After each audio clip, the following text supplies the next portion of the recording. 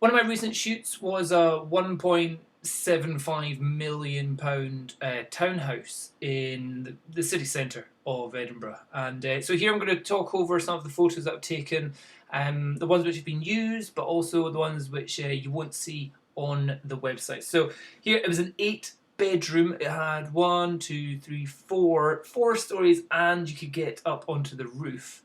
There's kind of an attic area as well, so 5 stories and a roof, and a bit of a nice garden as well.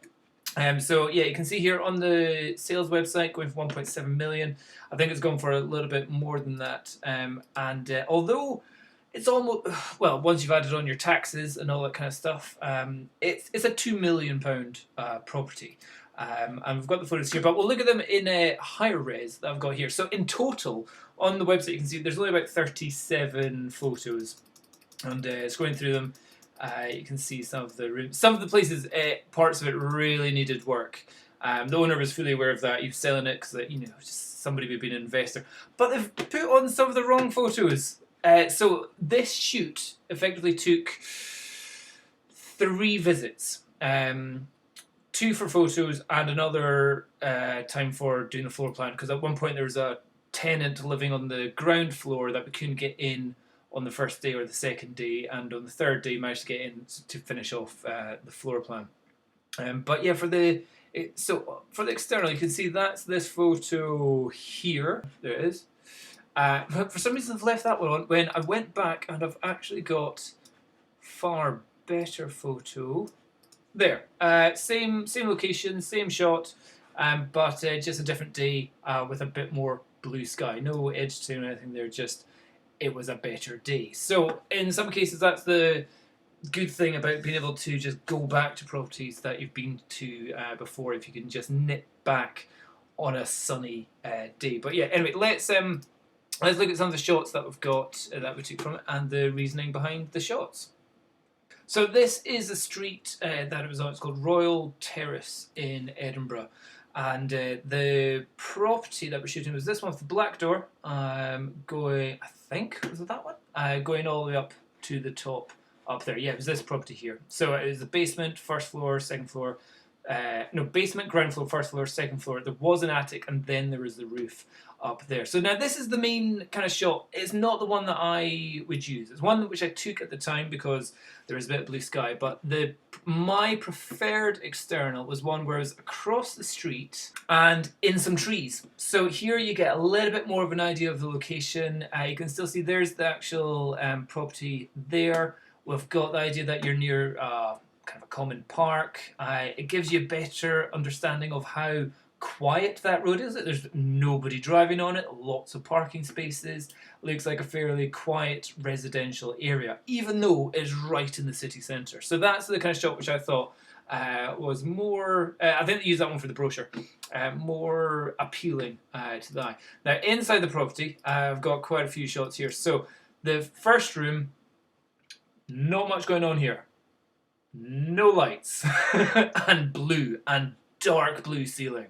This one I was like, do you want to put some lights in? But there's no tables, there's no furniture, just an empty room. Not much we can do about it apart from just really make sure that the sharpness and clarity is up so we can see the detailing around the top of the room there. There was picture hanging rails there and stuff to make it look as big as possible. It was already massive. This was a huge property, so making it look big wasn't difficult. This is a shot which I think is a little bit better, and because same room, same dimensions you're getting from it, but you now get the idea of where it is in relation to the property. You knew it was at the front, but here at least you can see where it is in terms of its relation to the stairwell going on, and it gives you, it's just a bit more of an interesting shot going on there. The back room behind there was interesting. This one did have a giant lamp which we got taken off because it's one of those big paper lamps. Again, sun streaming through, looking good, getting a good shot of the garden coming in there, using a lot of flash here to brighten up the area that I'm in, because otherwise the garden would have been completely blown out. The first day I went there, we took some garden shots just in case we weren't able to get out there. There was a tiny bit of blue sky there, with a lot of saturation added. We added it's got a bit of colour to it, but it wasn't the best. So I kept on saying to the owner, look, I'll make sure I'm coming back on a day where I've got some sun. Like, you can Photoshop in blue sky into that, but you're unable to Photoshop the sunshine effects. So like all the shadows, the light, the extra color that you get when there is proper sunlight. So later on, I'll show you. Oh yeah, downstairs that was pretty rough. But I'll show you when I went back a couple days later. Bingo, and there it is. So a couple days later, when I get back to the property, we get it with the sun, blue sky, shadows coming down. It gives the garden so much more kind of life to it there. So a couple of shots of the garden to really show off its length, but also you get to see the neighbours' gardens as well, and you see they are all very well kept and all in very good condition. Again, looking back at the property from up in the garden, get an idea of the size and shape of the property. Very, very up and down property going on here. What this one had was quite a lot of cellar space, so I wanted to make sure that we got shots of all the cellar and the kind of the walkway up there. So we got that from a couple of angles there and there. Again, trying to get it on a sunny day so you can see a little bit of shadow going on there. But main thing was blue sky for that. Another aspect to the value of this property was its access, private access to these gardens that they've got. It even had its own little golf course on it. This is right in the city centre of Edinburgh. It's absolutely insane. So yeah, well, it's just a tiny little thing with like 4 or 5 holes for you to pitch and putt going on there. But this was effectively all to yourself and obviously your neighbours going on there. So that was an additional thing that I really wanted to make sure we got images of to show the additional value that you're getting with the property. But yeah, nice, very nice communal gardens going on there. It additionally had access to kind of a private tennis court as well. Tennis court with a little hut and all. So there was a groundskeeper that they paid for. So there was additional costs once you've got it, but you had access to this. So again, this was a thing that we wanted to get to on a day when there was sunshine and more blue sky. So that's why we went out the second time there. So one of the main things about this property is its style, is its design, is its history, and the stairwell is a major aspect of that. So incorporating some funky angles into it, really showing from the ground all the way up to the top. I'm pretty much lying on the ground to get this shot here. What else do we have? It also had a wine cellar. So again, there'll be some shots that we don't actually use on the marketing, but we'll keep as a reference if we have an interested party asking for any additional media of the property. So this was kind of a storage room, but it could be a wine or whiskey cellar if you're going for it down there. So the ground floor of the property, it was the idea that it wasn't really being used. It'd been let out and just kind of left to its own devices for decades. So we're not saying this has just been abandoned for the last 2-3 years. This is like decades old going on. Amazingly, the whole building was actually just powered by this one boiler here, which was quite surprising. So this was like the downstairs kitchen. Effectively, the whole property could be split up and turned into 5 different properties. Because on each floor there's plumbing for the... Yeah, see, when I say like decades, that's kind of... Think how long ago wallpaper like that was in fashion. That was the last time this bathroom was decorated. In fact, this was a shower room where the shower was actually in a cupboard at the side.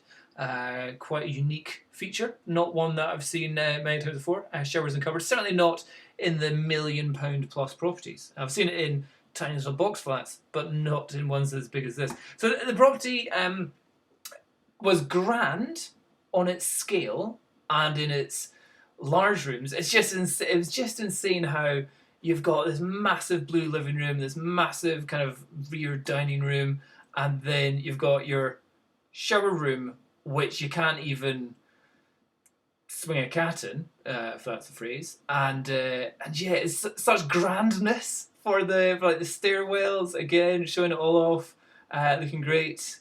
Amazing cupola, I think that's called. Blue sky, getting all that, looking great. But then the kitchens, so basic. So the idea is like the owner, he'd lived there for a long time. and was just like, want to sell this. Somebody will come in and put in their own kitchen, put in their own bathrooms, decorate the place up, renovate the place to their own heart's content. Him doing it himself beforehand, it's like it'd just be him wasting money. He could spend £100,000 putting in bigger kitchens, putting in better bathrooms, redecorating. But if he did all that, the next person that comes in that has the cash for £2 million worth of property will still have another 800 to £1 million cash to start renovating. So any money that he spent on it would be just wasted because the next owner would be putting their own personal stamp on that.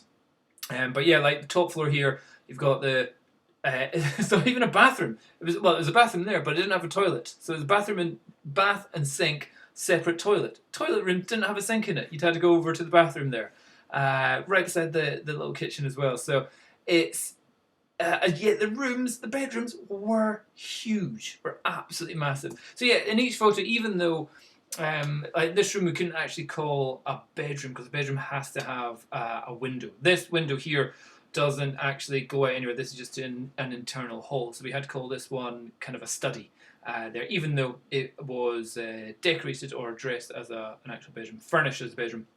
But you just try and show off its connection with the other rooms going on here.